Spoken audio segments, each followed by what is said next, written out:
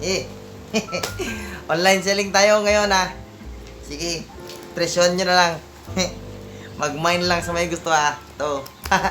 Ano to? Galing outer space to. 5 million. Mag-mine na lang kayo Anong peke? Hindi peke ito. Baka ikaw peke ka. Magtigil ka nga.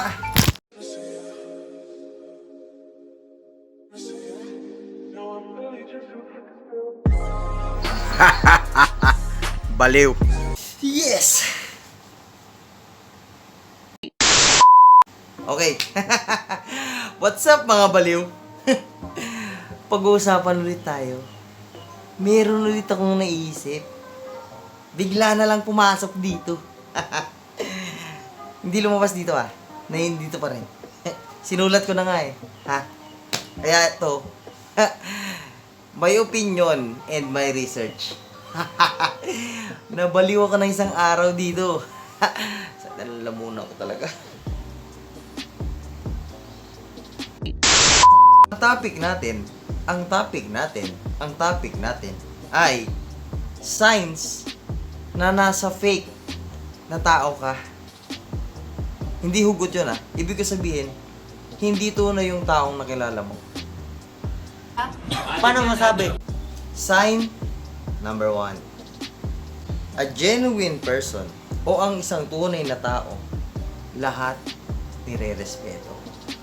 Mataas, mababa, pinakamababa. Dapat may respeto ka.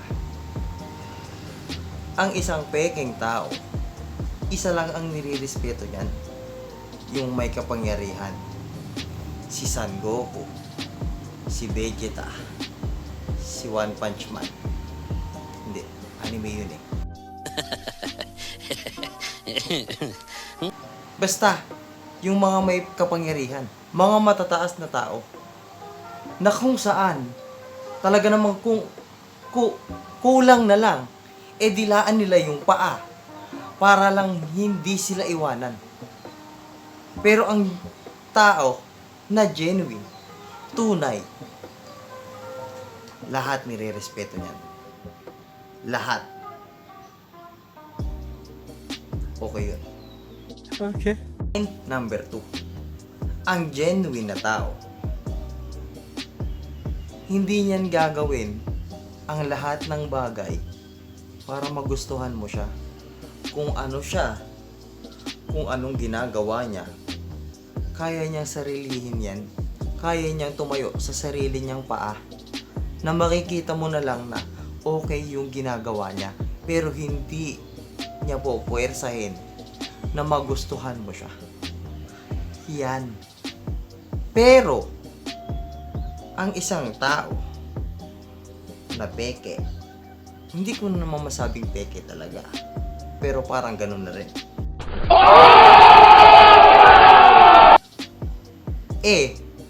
Gagawin lahat. Makuha lang yung atensyon mo. Makuha lang yung gusto niya sa'yo. Makuha lang. Basta, makukuha niya yun. Pagka sinunod mo siya. Sumunod ka sa kanya. Tsaka nagustuhan mo siya. Gagawin niya lahat para magustuhan mo siya. Ganon. Ganon. Ganon. Sabi nga nila, number 3, attention seeker. The good, genuine people is not an attention seeker. Wala siyang pakialam kung makakuha siya ng atensyon sa ginagawa niya. Bakit? Kasi hindi niya kailangan ng atensyon. Ang gusto niya, normal siya. Ang gusto niya, kung ano yung gusto niyang ginagawa, yun yung ginagawa niya. Kumbaga, ang fake people, lahat gagawin niyan, makuha lang yung atensyon mo. Lingunin mo siya, yun ang gusto niya. Tingalain mo siya, yun ang gusto niya. Which is, madaming ganyan. Hindi ko nalalahatin. Pero, madami sila. Hindi ko nila lahat ulit ha. Again, hindi ko nila lahat. Pero madami sila. Ibig sabihin, kung nanonood ka ng video na to, attention seeker ako. Pero isa na ako dun. Pero wala din akong pakialam. So hindi ko din kailangan ng attention mo. Pwede mo nang putulin to dito pa lang. Pero kung matalino ka, pakikinig ka hanggang uli. Okay pa tayo dyan? Number 4 yan ha? Ha? Okay yan.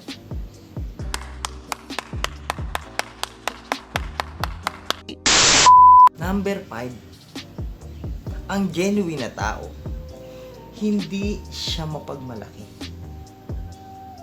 Again, hindi siya mapagmalaki.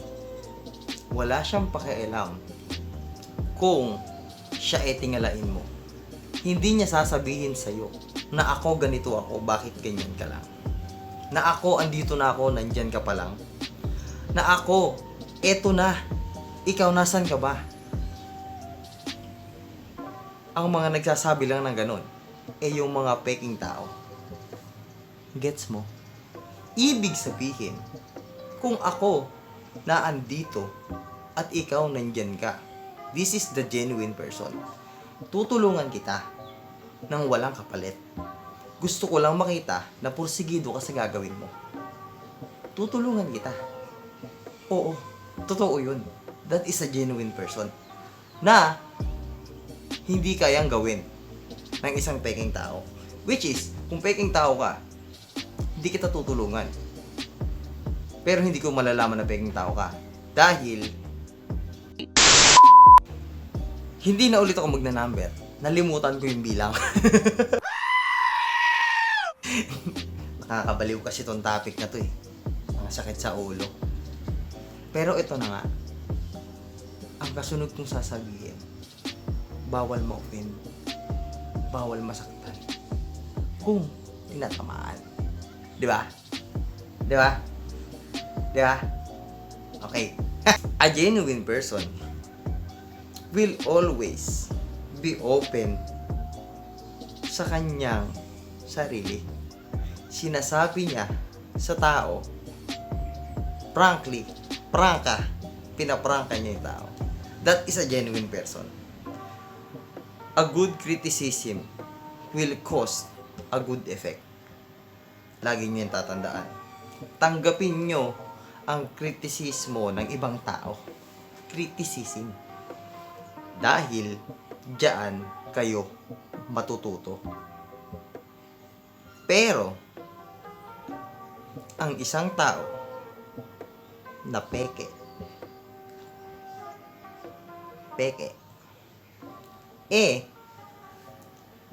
aalamin niya yan kung ano ang sinabi mo sa iba. Kasi open ka. Pero sasabihin niya yan sa iba. Chismis kung baga. May dagdag na, may bawas pa. Bumili ka na nga, pinamigay mo para i-share sa iba, ang binigay lang nila yung natira. Gets mo?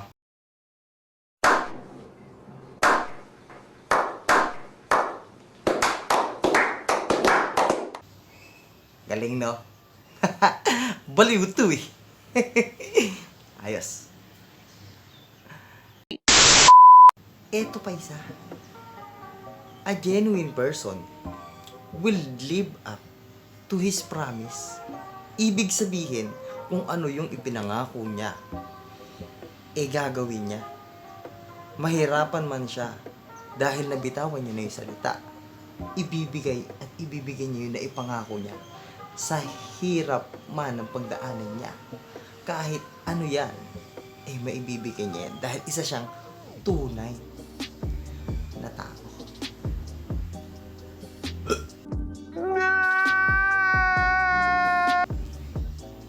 Pero, ang peking tao, makakapangako naman, napapako nga lang.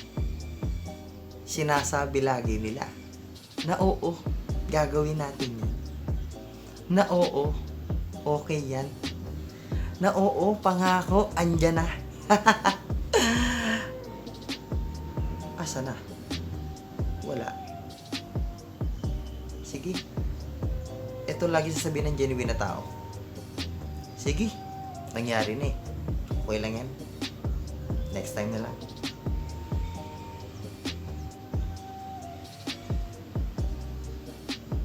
Okay. Isa pa, a genuine person ay marunong pumuri ng magandang nagagawa ng kakilala niya, ng kaibigan niya, ng katrabaho niya. Madaling pumuri, pero mahirap patunayan na genuine yung pagpuri mo. Pero ang tunay na tao, ang tunay or ang genuine person, alam sa sarili niya na totoo yung sinasabi niya sa tao. Purihin or prangkahin ka sa maling nagawa mo is good. Alam mo kung bakit? Genuine yung tao, totoo siya sa'yo. Sinasabi niya kung ano yung nakikita niya sa'yo. Okay yun. Dahil doon ka natututo. Doon ka natututo. Pero, ang peking tao, di ko ang hirap sabihin peking tao kasi pag sinabing peking tao, ano yung robot? Stop it. Get some help. Pero, sabihin natin ang peking ugali ng tao. Ikaw, ipaprangkahin ka, ikikriticize ka, pero not for your own good, not for your own sake. Hindi para sa'yo, kundi para sa kanya. Na si ganito, ganyan, ganito, pero ako, ganon.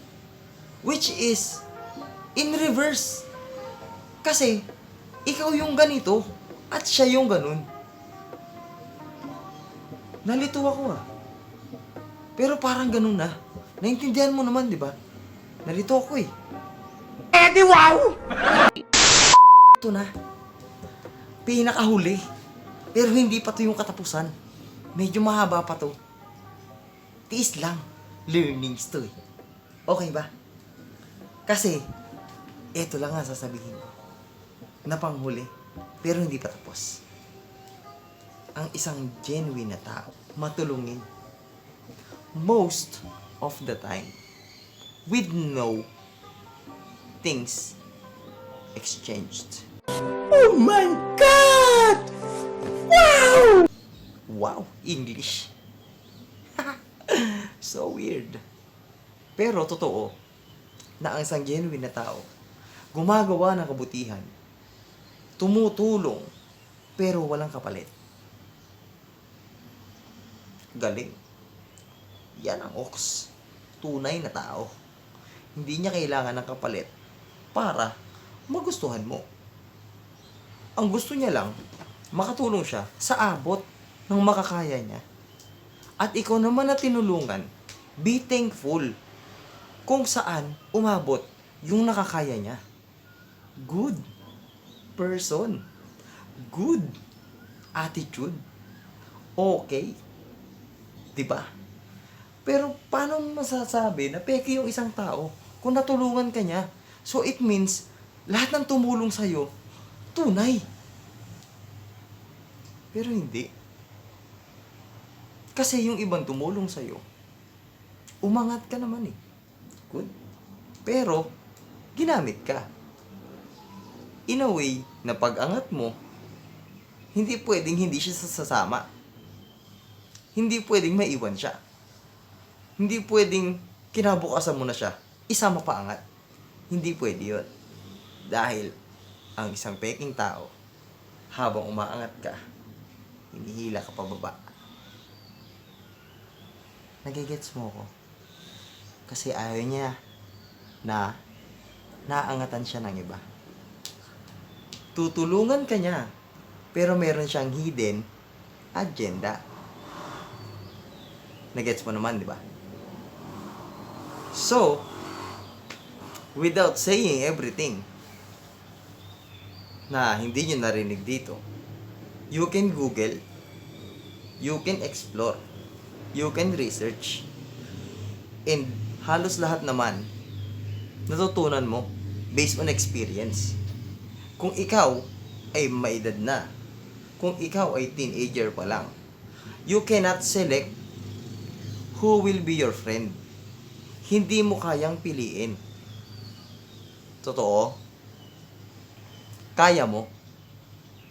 Hindi kakulangan ang basura sa bahay. Kaya nga tinawag na basura kasi itinatapon. 'Di ba? Pero ang isang bagay na useful sa iyo, kinikip mo. Okay 'yon. But you need to take care of that thing. Ibig sabihin, kung ano yung nakatulong sa iyo, dapat ingatan mo din siya. Kasi tinulungan ka niya. Nandyan ka sa kinakatayuan mo.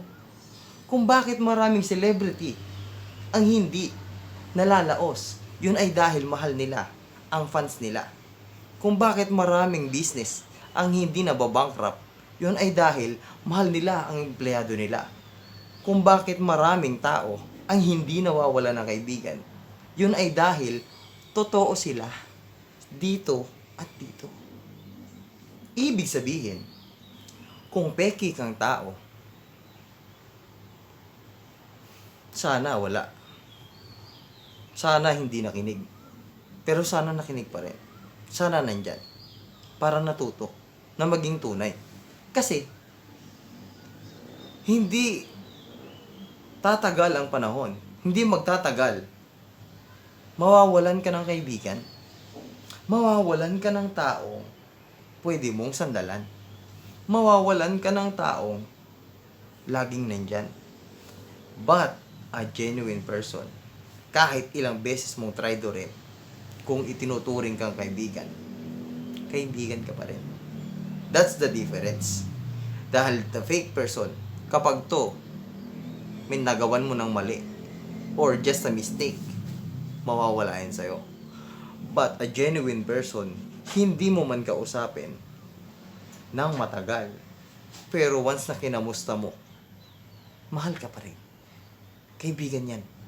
Tunay yan. Disclaimer, hindi sa akin galing to. Research ko to. Okay? Galing to kay Anthony Hopkins. None of us are getting here out alive. Lahat tayo mawawala. So please stop treating yourself like an afterthought. Huwag mong alalahanin lahat ng nakalipas. May present nga tayo eh. Isipin mo yan. In the future. Like an afterthought nga eh. 'Di ba? Eat delicious food. Walk into the sunshine. Jump into the sea. Say the truth like you're carrying it in your heart like a hidden treasure. Ibig sabihin, kung anong nasa loob mo, sabihin mo. As long as wala kang tinatapakang ibang tao. Kung maganda ang nasa loobin mo, sabihin mo. Make other people inspired na mag-isip din ng mga bagay na makaka-inspire pa sa mas maraming tao. Spread the love nga eh, di ba? Spread the idea din. Di ba? If you are not spreading your ideas to spread love on earth, then you're just keeping it as a treasure for yourself. Which means, you're being selfish. Nagiging makasarili ka. So, if you like to inspire other people, na maging sila, na maging kung anong gusto nila, spread it. Sabihin mo, be a genuine person. Be the genuine one. Dahil magiging difference lang kapag namili ka ng bagay kung ikaw ay tunay. Be silly, be kind, be weird. Baliw. There's no time for anything else. Lagi mong tatandaan yan. Time will pass. Lahat tayo tatanda. Mawawala sa mundo. Pero iba pa rin kapag nag-iwan ka ng marka na talaga namang tatatak sa isip ng ibang tao na tong taong to. Natulungan ako. Hindi man dahil sa pera. Hindi man dahil sa ibang bagay. Pero dahil na-inspired mo siya. Dahil may natutunan siya sa'yo. So, kung umabot ka sa video na to, hindi ko na uulitin yung mga pinipindot dyan sa baba. Thumbs up na yan. Subscribe ka na din kung di ka pa nakasubscribe. Ayoko kasing ilagay sa umpisa yung subscribe kasi masyadong cliche. So, dito ko na nilalagay sa uli. So, mag-subscribe ka na lang kung nagustuhan mo at may natutunan ka. Nga pala, may short film din ako dyan. May tungkol din sa mga kung ano-ano kumakalat sa TikTok. Panoorin mo na lang din. Hindi na ako masyado nagsalita ng baliw eh. Baliw na nga ako eh. So, paano mga baliw? See you on the next video. Baliw.